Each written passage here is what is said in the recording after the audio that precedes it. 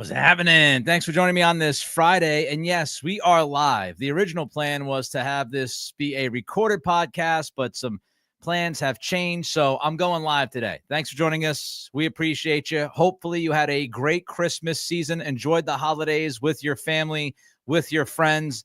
And now we get to talk some football. You know, every week with the Patriots, it feels like it's something else, right?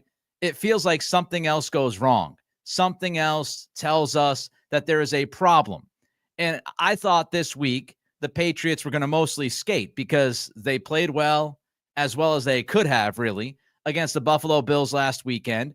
It was the Christmas season, so maybe they would be able to get through this week without much drama. And then I'm looking on Twitter this morning, and I see Keon White. Karen Guregian, the OG at Mass Live, spoke with Keon White.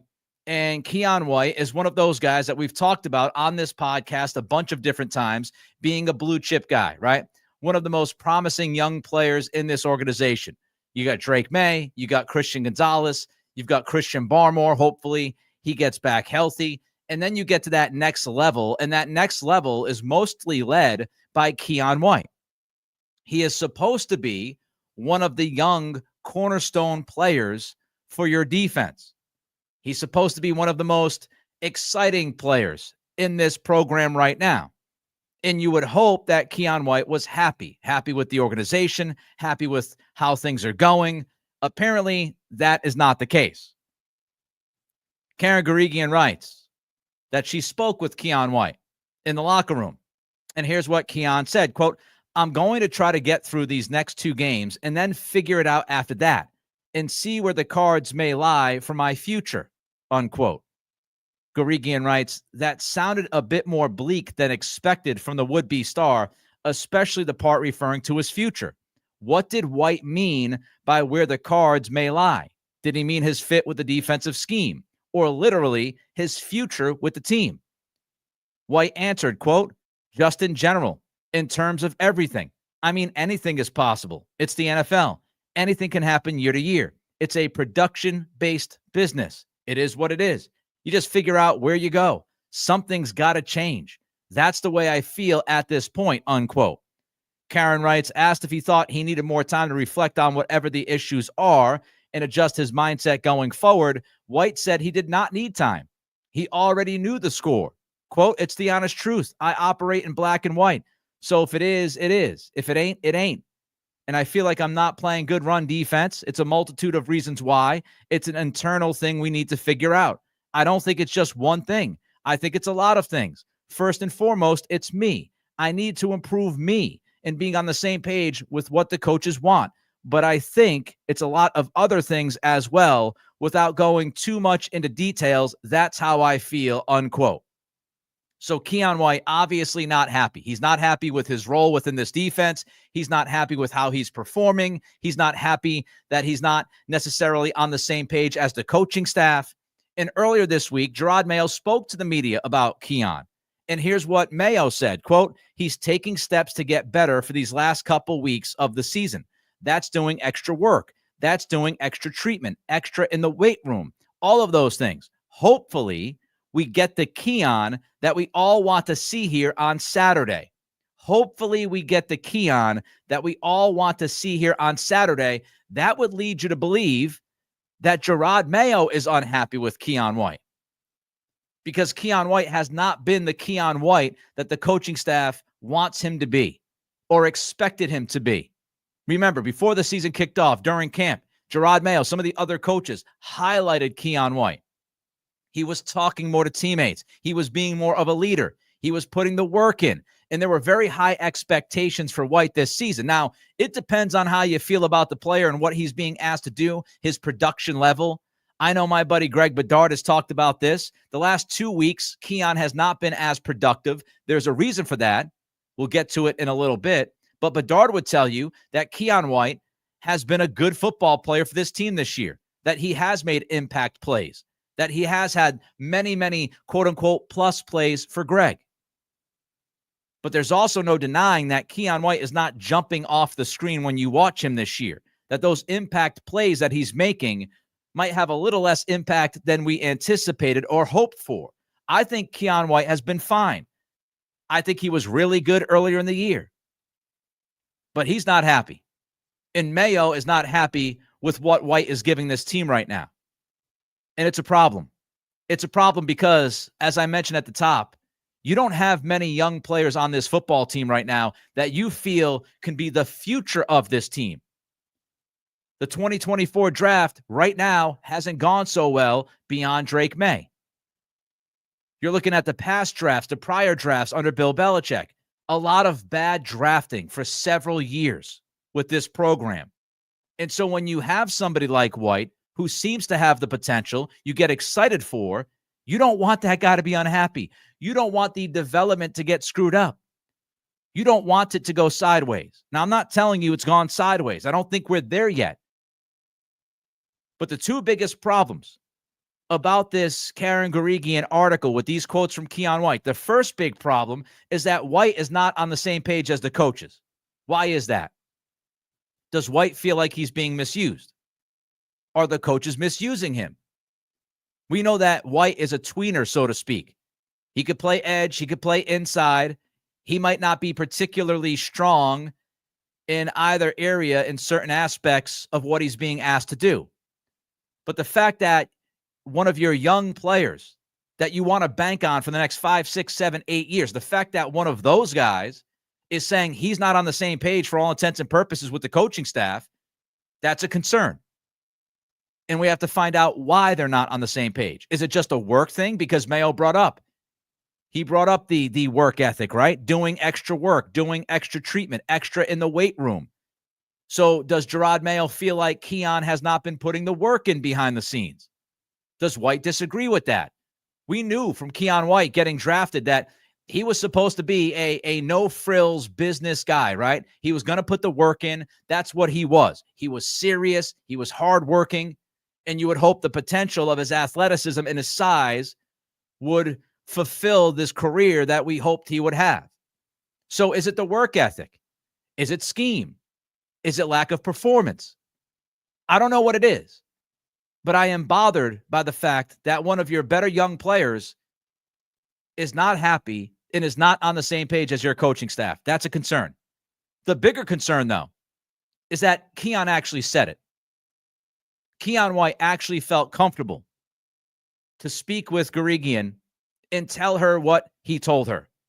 Keion White was more than comfortable letting the world know that he is unhappy. He is not happy with this coaching staff. And to say it publicly, that's a different level, right? I mean, if you have an issue, whether it's with a boss or with a coworker, no matter what you do for a living, you have an issue with that coworker, that boss, those conversations should happen behind closed doors. They should not be aired out for everybody to know. And when you talk about professional sports and professional sports franchises, you want your coaches and your players to iron out these issues without the public eye. I don't like guys going out there and saying stuff like this. If you have a problem, that's fine. But speak to the coach and handle it behind closed doors. But we've seen this over and over and over again with Jerod Mayo's Patriots, haven't we? Jerod Mayo's talked about culture. I've talked about culture. You've read, you've heard about culture. Elliott Wolf and Jerod Mayo pushed culture when they took over the program. But now we've got nothing but questions regarding culture. Is good culture one of your young players coming out and speaking to an OG of the business and Karen Guregian and telling her that he's unhappy? Because that's what you get from this, right? That he's not on the same page as his coaching staff. Is that good culture to have that guy come out in the locker room right before a football game and tell us this? I don't think that's good culture. Is it good culture what's happening with the wide receiver room this year? I don't think that's good culture. Jalen Polk doing some of the things that he's done on social media. Javon Baker, some of the issues that he's had. The fact that KJ Osborne did not quite fit and was eventually released. Tyquan Thornton released. But when you look at the culture, right? The personality of this team, the wide receiver room strikes me as immature. I'm sure not every guy in that room is immature, but that's how it strikes me. Keion White coming out and talking like this, that's not great culture. Defensive guys pointing fingers at each other throughout this season like we've seen from time to time. Not great for the culture. Guys just overall saying too damn much, Gerard Mayo included, guess what, is not great for the culture. So what are you building here? What's happening here? You've got guys talking to the media. You've got guys pointing fingers at each other. You've got guys who are not seeing eye to eye with the coaching staff and letting everybody know they don't see eye to eye. All of these things impact culture in a negative way. And one of the aspects of Gerard Mayo's tenure as head coach was supposed to be to reset the culture, get things on the tracks, make these connections with players so you wouldn't have stuff like this. The essence of Gerard Mayo's message when he took the job was, I'm going to connect with players, because when I connect with players, they will be more comfortable with me, not only on the field and produce more, but they will also be more comfortable with me to have conversations off the field, so I know when we're not on the same page. And now you have White saying what he said to Garigian, and that just blows up in the face of Gerard Mayo. What happened to the connection, the trust level, the relationship that was supposed to open up the lines of communication so you wouldn't have something like this happen? But it keeps happening. It keeps happening over and over and over and over again. Pat's 22 Chaos. Why would you project Gerard is upset? I didn't say he was. If I said he was upset, maybe that's the wrong word, disappointed. I think it's clear he's disappointed. I mean, I'm talking into a live microphone. If I said upset, I don't want, maybe he's not upset, but he's certainly frustrated and or disappointed. When he says, hopefully we get the Keon that we all want to see here on Saturday, and talks about doing extra work. So, maybe if I used upset, I don't think I said upset, but if I did, I'll say disappointed. I'll say frustrated. And I think it's clear. When you say, hopefully we see the Keon on Saturday that we want to see, it tells us that Gerard Mayo feels like, at least recently, he has not seen the Keon that he wants to see, which means he's disappointed in him. If he wasn't disappointed, if he wasn't frustrated, he would say, I'm fine with Keon White. I'm good with Keon. I think Keon's doing everything we ask him to do. But back to the bigger issue here, you don't want guys talking as much as they've talked. You don't want the pointing of the fingers. You don't want the, disconnect between the coach and the player not necessarily picking up what the coaches are putting down. So all of this is a big question as we get ready to walk into the offseason, because you not only have to fix the talent on the field, which we all agree about, you've got to fix some of these issues as far as guys talking and some of this other activity that's been happening. You've got to fix a lot.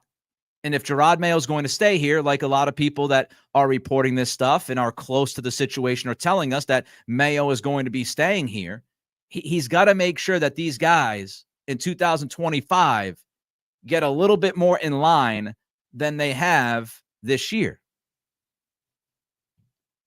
Other thoughts about this? I mean, I'm glad that Keon White included himself. The last 2 weeks, I think it's a scheme thing with Keon White. I think he's frustrated because he wants to pin his ears back from time to time. This is similar to like Chandler Jones. Chandler didn't get all the sacks. He didn't get a ton of sacks all the time because the Patriots, the defensive system is don't pin your ears back. Don't always go after the quarterback, right? Be disciplined, contain the edge. The last 2 weeks, you've played Kyler Murray and you've played Josh Allen, two quarterbacks that run. They like to break, contain. They like to challenge defenses by scrambling with the football. So I think the defensive system the last 2 weeks, DeMarcus Covington, and rightfully so, they did a very good job against Josh Allen with this. It was, hey, look, don't get too far down the field. Don't go crazy. Stay disciplined. And when you stay disciplined, you're not going to get the statistics. You're not going to get the eye-popping plays. And it feels like not only does Keon White think that he's not on the same page as the coaching staff or wants to be on a different page, and he's unhappy with how things have gone, he's also frustrated because the production is not there. And you can look at the production piece of this with the scheme piece of this. So he's looking at it and saying, I think I can make more of an impact, I would imagine, right? He's not telling that. I mean, he's telling us that in so many words, but he's telling us I'm not happy because I'm not doing what I want to do, and he wants to produce. He wants to produce because if you pick up these big numbers, right? If you get sacks, you get money. Eventually, you get paid off your production. Your defensive lineman, can you get to the quarterback? If you get to the quarterback consistently, you're going to get paid a lot of money. If the defensive system is asking you to not get after the quarterback, it's going to impact your stats. Your stats are going to impact your wallet. And we know that Keon is a very big business guy, right? Real estate and all of that. We've read all the stories about Keon White. He's about business. And so the last 2 weeks, he's being asked to do things defensively that don't open the door for him to produce as much as he wants as far as stat line. And that's going to impact him inevitably down the road. It's not going to impact him now because he's on his rookie contract, but he's looking down the road, I imagine. He's looking down that road and saying, if the coaching staff is going to ask us to do these kinds of things, I'm not going to be able to put up the stats that I want to put up, and I'm not going to make the money that I could make. So there's a lot of different layers to this conversation. I am glad that Keon White included himself. He took accountability, said, I haven't been good against the run. I need to be better against the run. It starts with me. So that's a very good part of the conversation here, is that White goes out and he tells everybody, it starts with me. I've got to be better. That's good. That's the good part. That's the good part of this, is that Keon White took some responsibility and accountability. So we'll keep an eye on it. You certainly don't want players saying these kinds of things, especially as you're getting ready to wrap up your football season. You want to be ending this season with guys being on the same page, being happy, not being frustrated. Of course, when you're losing as much as the Patriots have lost, there's going to be some natural frustration. But I'm looking at what Keon White said regarding the coaching, and that, they got to pretty much get on the same page here. They've got to get buy-in from Keon White. You need Keon White. You need Keon White to be a productive member of this football team the next few years. You've got enough holes to fill. You don't want to create another one. All right, before we get to the Chargers game, don't forget to do a few things that can help us out. Click that thumbs up as you watch us on YouTube. The more thumbs up means more eyeballs. Let's use that algorithm to our advantage. So don't forget to like this podcast as you watch and listen. Don't forget to throw your comments in as well, like Pat's 22 Chaos did just a few moments ago. The more comments we get, the better we do with the algorithm. So don't forget to like, don't forget to comment, and subscribe if you like what we do. Whether you agree or disagree with us, subscribe to the podcast, get involved with the conversation. We can go back and forth, enjoy our time. So don't forget to like, comment, and subscribe. Spotify, Apple Pods, you know the deal. Rate and review. All right, before we get to the Chargers game, Thunder Francis with a $20 super chat. Thank you, Thunder Francis, for the 20. Really enjoyed the radio show yesterday. First time to catch you live, but what was with the guy that blurted out the nasty comment and then hung up? Couldn't believe how well you handled it. Obviously not your first rodeo. Well, thank you, Thunder Francis. Look, I don't know. I don't know if Sean, I think his name was playing around. If anybody watched the show, he called me a name, begins with a D, ends with an E. I tweeted about it at Nick C Radio. I don't know why he feels that way about me. Maybe he just disagrees with some opinions I have, and he's fired up because of it. Maybe he doesn't like my presentation. Maybe he doesn't like my face. Wouldn't be the first time somebody doesn't like my face. So I don't know. I don't know what beef he had with me. As I said on the show, I would have loved to know why he felt that way.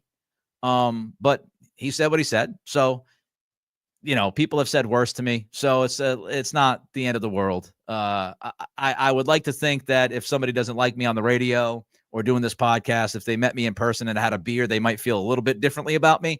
But yeah, I don't know. I don't know. And as far as handling it, yeah, look, what am I going to do? I'm going to go back and forth or yell at a caller and call him names and go. I mean, it doesn't really do anything. Doesn't help anything. Doesn't prove anything. So, you just kind of move on. But thank you, Thunder Francis, for the 20. And as they say, whether they love you or they hate you, if you're causing some kind of emotion or reaction or people are involved, that's a good thing. All right, let's get to this Chargers game before we get to the prediction. Not going to spend a ton of time on this because I don't think people are super interested in breaking down every scintilla of information regarding the matchups given the records. But I am going to give you some highlights and some thoughts here before I get to a prediction. The first thing I think of is this is the Patriots coaching staff, their last shot at making a statement. I said this yesterday on 98.5 with Phil Perry. Kansas City has the 1 seed. So Kansas City wraps up the 1 seed in the AFC, which means Buffalo, they know they can't get that 1 seed. And before the season kicked off, I looked at these 2 games. I picked the Patriots to win 5 games this year. This weekend's game was one of the games I said they could win, given the travel, all of that. We'll get to it. I also opened the door and said, and you don't know what's going to happen week 18 against Buffalo because it's going to depend on some of the circumstances, right? So if you look at Buffalo now, they have no chance of getting the 1 seed.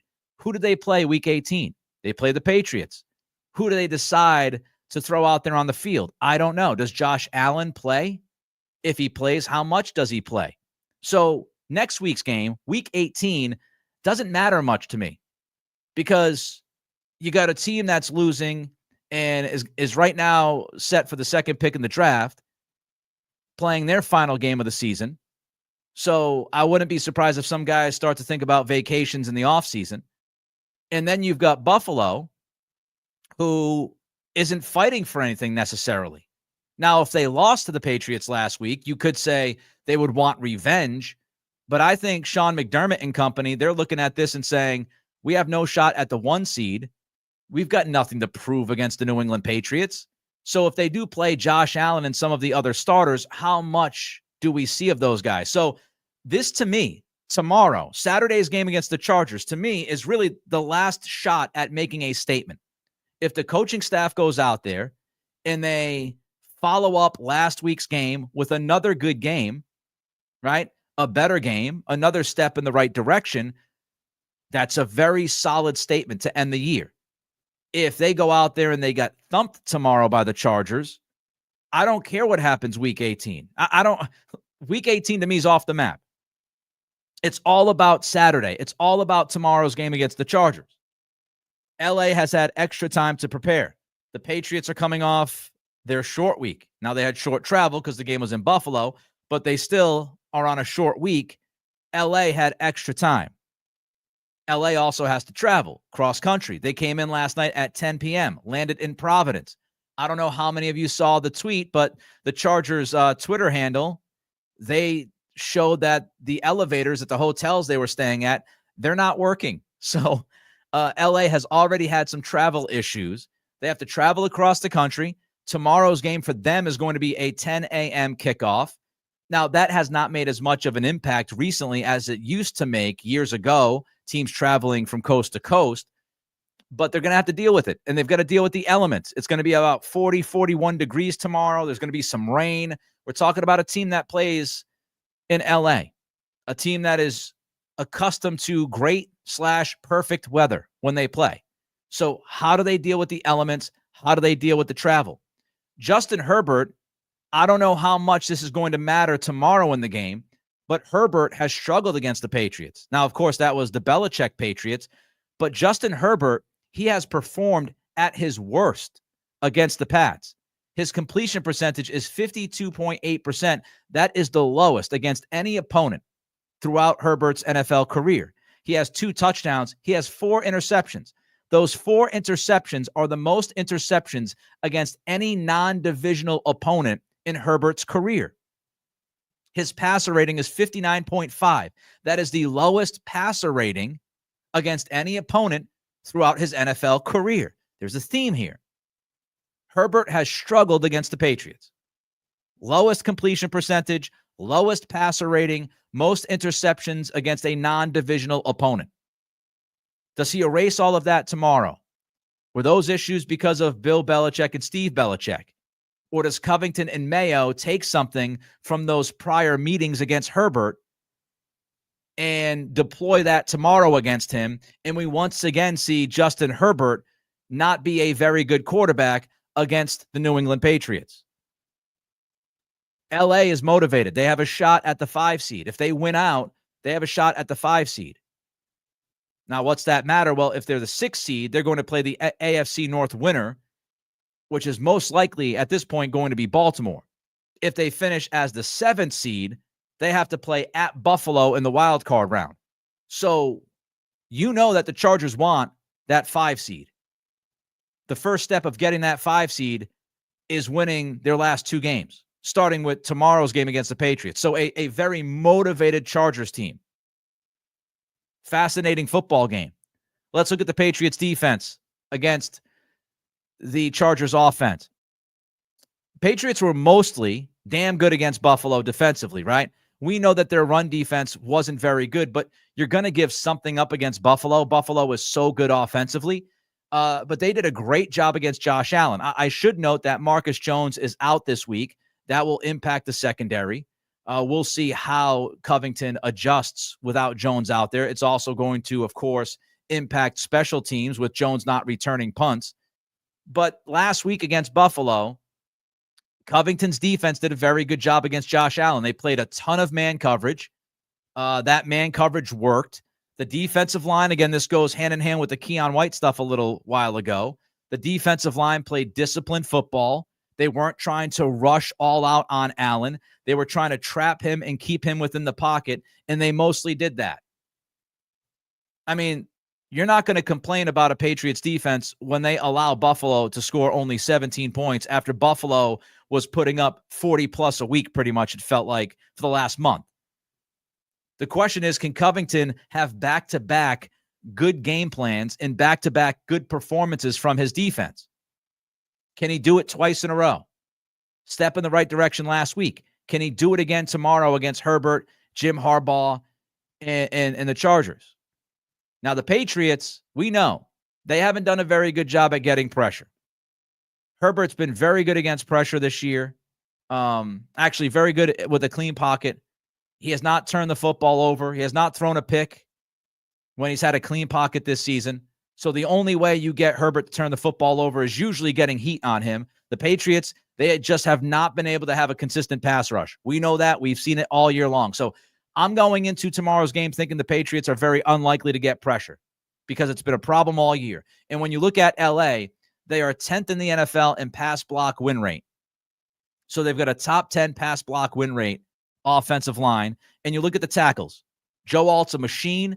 I'm a Notre Dame fan, as many of you know. I watched him for years at Notre Dame. Huge fan of his.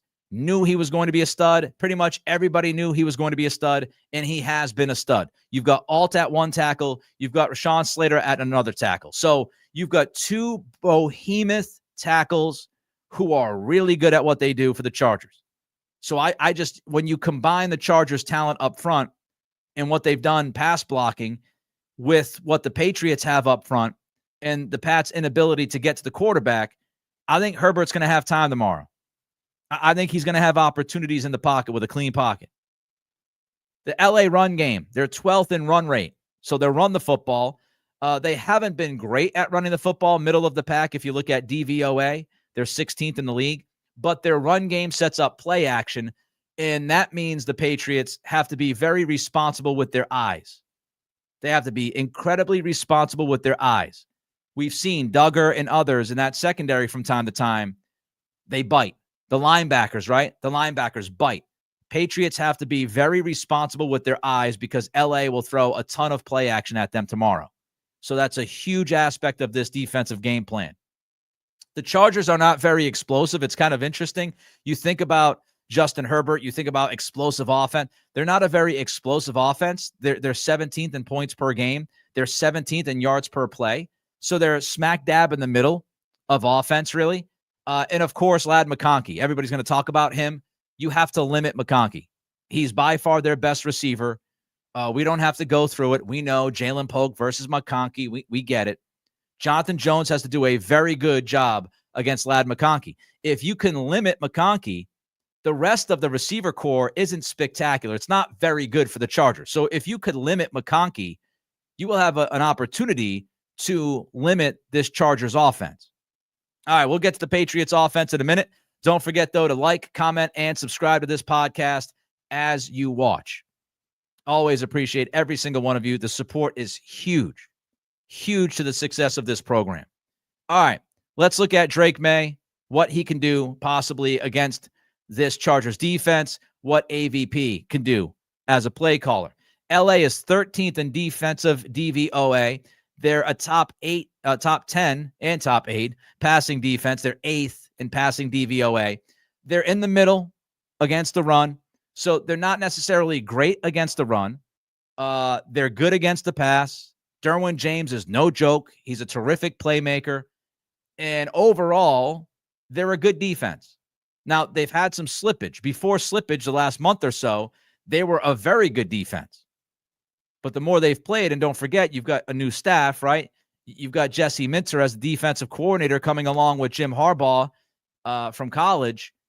Some things, that they do defensively. I think offenses, they look at the film and they start to figure some things out. So there has been some slippage from the Chargers defense recently. They have not been as good as they were earlier in the season. Ramondre Stevenson, does he play? I expect him to play. I know Gerard Mayo said that he could be benched. We go back to the last time this happened. Mondre fumbled. He got taken out for a series. He went right back into the game.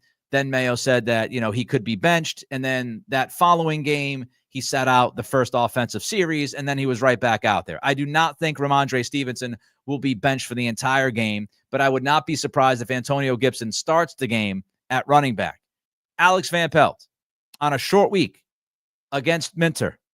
Now, Evan Lazar at Patriots.com wrote about this matchup. He wrote how great, how excellent of a game planner Jesse Minter is.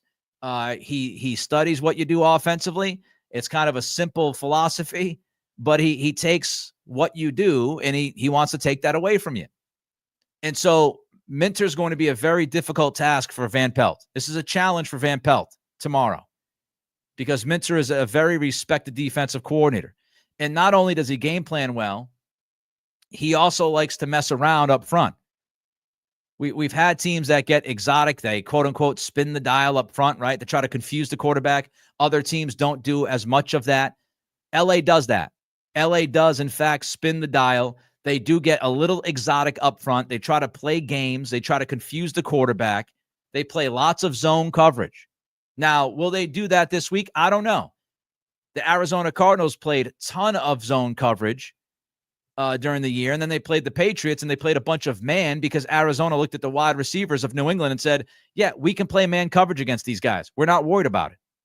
So going into the game, the Chargers play lots of zone. Will that change? We'll have to see. Maybe Jesse Minter looks at the film and says, these wide receivers can't beat us one-on-one. We're going to surprise them with more man coverage than we usually play. I don't think that is, out of the realm of possibility. They could absolutely do that, but they will get exotic up front. They will try to confuse Drake May. And of course, when you talk about, we mentioned the offensive line with Alt and Slater.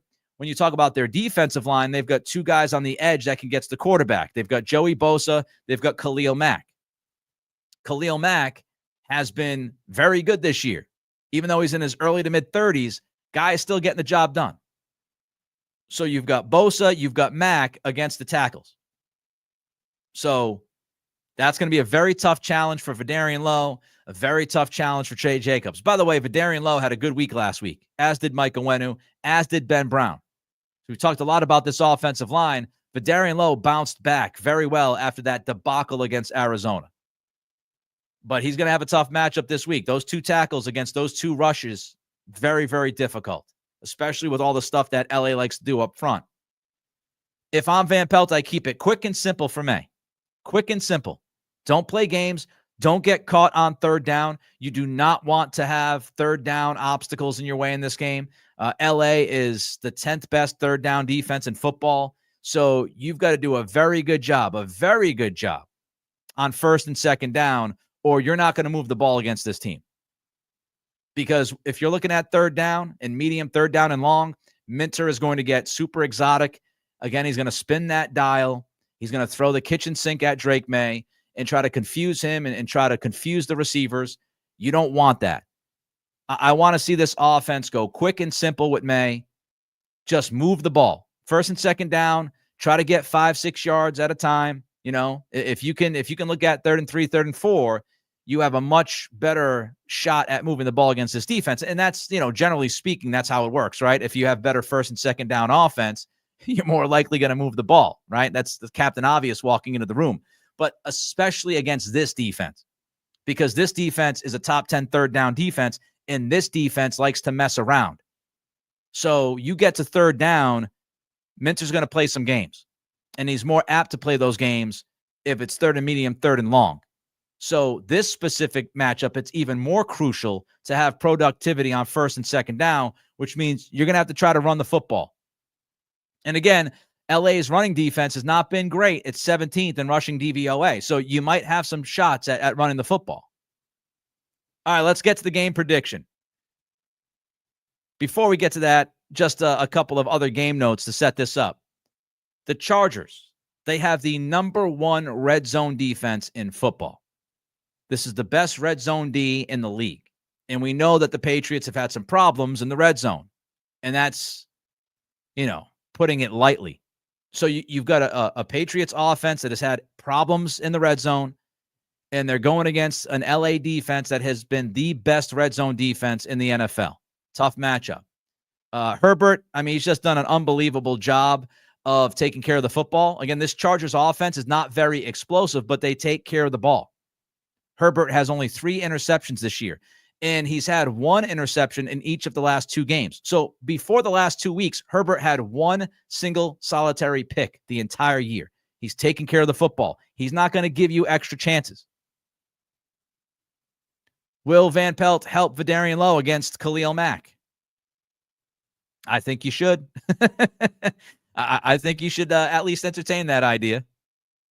Who's playing center for the Patriots? Ben Brown, who I think's been good. He's had a couple of slip-ups, but I think he's been pretty damn good parachuting into this team and parachuting into the starting offensive line. But he's out with a concussion. He's been out with a concussion. Maybe he's back tomorrow. Maybe he's good. But I don't think he will be. So you've got, Cole Strange. Does Cole Strange start at center? Does Lecitus Smith start at center? I want people to think about this. If Ben Brown is out tomorrow, as I would expect, this is now what? This is really your 5th string center, right? You had David Andrews and Jake Andrews before camp, right? Jake Andrews got hurt before camp, so there goes your backup center. David Andrews gets hurt for the year. There goes your starting center. You move Nick Leverett over, who was really a guard because it was an emergency situation, and Nick Leverett didn't work out. Ben Brown is your 4th center. He can't go. You're looking at center number 5 this season. So that's outrageous. That's outrageous. So who plays center? Whether it's Smith or Strange, hopefully they do well. All right. LA, -4.5 is the line. Chargers -4.5. The over-under is 43.5. My prediction is that the Chargers will win this game. I've got them winning 20-13. The weather, the travel, Herbert's history against the Patriots, the fact that this Chargers offense is not particularly explosive, as we've discussed, I think the Chargers will end up with about 20 points. I think the Patriots will finish with 13. Again, the red zone concerns for me. The Chargers' red zone defense has been so good. So I've got 20-13. I would lay the points. I'd lay the 4.5, and I would bet the under. That's my call. All right, don't forget to like, comment, and subscribe. Hopefully all of you have an absolutely tremendous Christmas week. Those likes, those comments, those subscriptions, they help us all out. Enjoy your football weekend. We will be back on Monday live at 3 p.m. right here on this channel to react to the football game that we see tomorrow. And by the way, I will be on 98.5 The Sports Hub on Sunday morning with Mark Dondero from 10 a.m. until 1 p.m. Talk to you soon.